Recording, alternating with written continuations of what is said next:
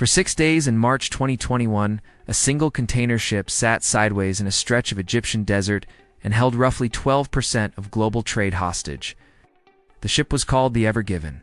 The ship measured 400 meters long. It's nearly the height of the Empire State Building laid on its side. And the bill for those 6 days, by the time you add up delayed cargo, insurance disputes, fuel costs, contract penalties, and downstream supply chain damage, has been reportedly estimated by industry analysts at somewhere around $10 billion. Some estimates run higher. One single ship, one single canal, 6 days, 10 billion. Most people who lived through that week remember the photos. The aerial shot of the Ever Given wedged diagonally across the Suez. The tiny excavator next to her bow, scratching at the bank like a child with a sandbox shovel. The jokes, the memes. What very few people fully understood was the underlying economic geometry that turned a navigation mistake into one of the most expensive commercial events of the decade. Let me explain what the Suez Canal actually does. The Suez is a 120-mile artificial waterway connecting the Mediterranean to the Red Sea. It is the shortest maritime route. Between Europe and Asia, ships using it avoid a roughly 7,000-mile detour around the southern tip of Africa. Industry reports suggest the canal handles roughly 30% of global container traffic and around 12% of global trade by value. Every day, around 50 to 60 ships pass through. Every day represents reportedly more than $9 billion in goods moving across that single line on the map. When the Ever Given grounded on March 23rd, she did not just block her own passage. She blocked the entire canal in both directions. Within 24 hours, a queue of vessels began to form on both ends. By day 3, that queue had grown to over 100 ships. By day 6, it had passed 400. Each of those vessels was carrying cargo on time-sensitive contracts. Each was burning fuel at anchor. Each was running up demurrage charges and missed port window penalties. But here's where it gets interesting. The cost was not just about the cargo on the waiting ships. The cost was about everything those ships connected to. A single container ship the size of the Ever Given carries up to roughly 20,000 boxes. Each box contains goods destined for hundreds of buyers, retailers, manufacturers, distributors. Each of those buyers operates on tight inventory windows. When the shipment is delayed by a week, factories run out of parts. Retailers run out of stock. Replacement orders get placed at premium air freight rates. The damage compounds horizontally across the global supply chain. Lloyd's List reportedly estimated that the daily cost of the blockage to global trade ran around $9 to $10 billion per day, though some calculations placed the figure lower depending on which downstream effects were counted. Even at the conservative end, the math was staggering. The vessels stuck in the queue alone reportedly represented around $12 billion in cargo value at any given moment. And the Ever Given herself, her owner, a Japanese leasing company called Shui Kissinkasha, ended up in months of legal negotiation with the Suez Canal Authority. The authority initially demanded compensation of close to $1 billion, citing salvage costs, lost canal revenue, and reputational damage. The vessel and her cargo were impounded in Egyptian waters for over 3 months while the dispute was resolved.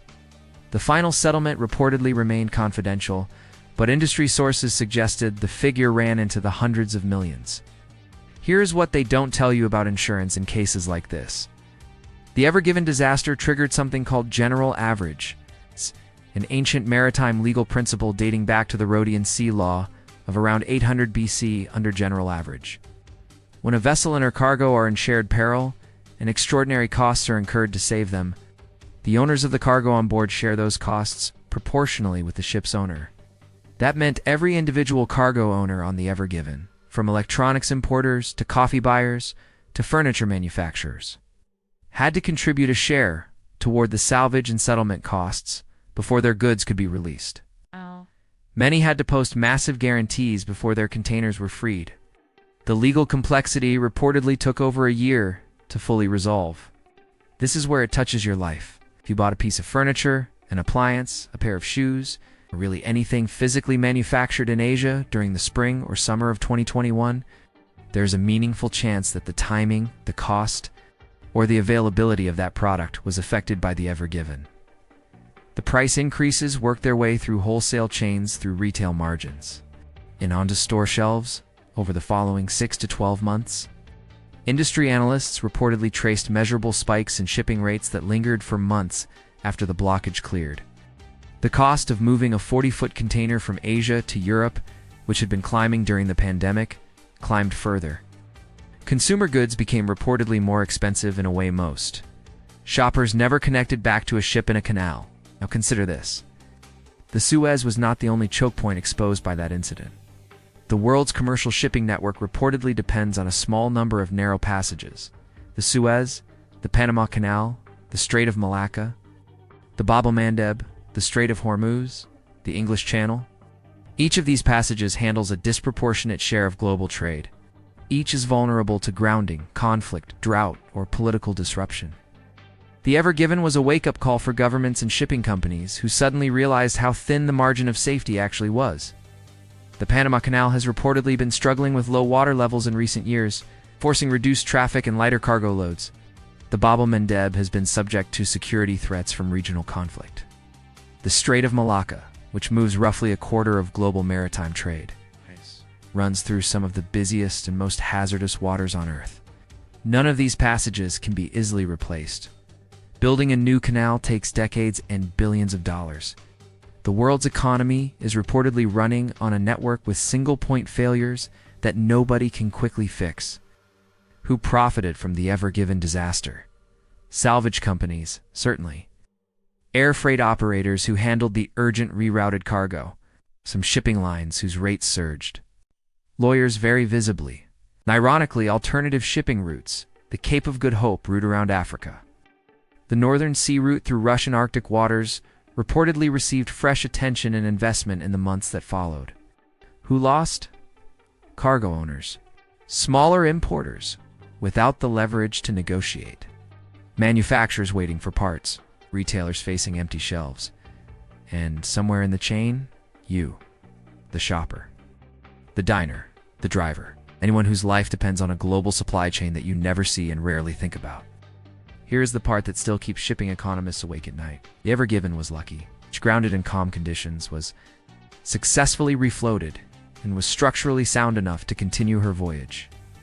The next blockage might not be so kind. A burning vessel, a capsized hull, a military incident, cost ceiling of a more severe choke point event reportedly climbs into the tens of billions in a matter of days. The system has not gotten safer. It has only gotten more crowded. There is one more layer most analysts skip. The Ever Given was carrying cargo for nearly every major shipping line, not just her operator. Modern container shipping runs on alliance sharing agreements, where vessels carry boxes for multiple competing lines under a single hull. That meant the financial damage of the Ever Given grounding was distributed across the entire industry, not concentrated on her operator.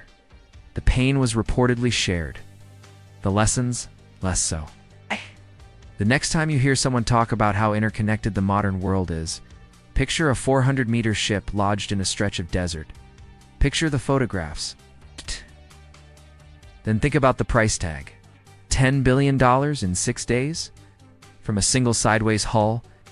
And if you want to see how the rest of this hidden economic machinery operates, from ghost vessels to abandoned crews, to engines that cost a small fortune just to start, the next videos will take you deeper. The ocean has always been the world's invisible highway. Sometimes it pays to look at what is driving on it, and what happens when one driver makes a wrong turn.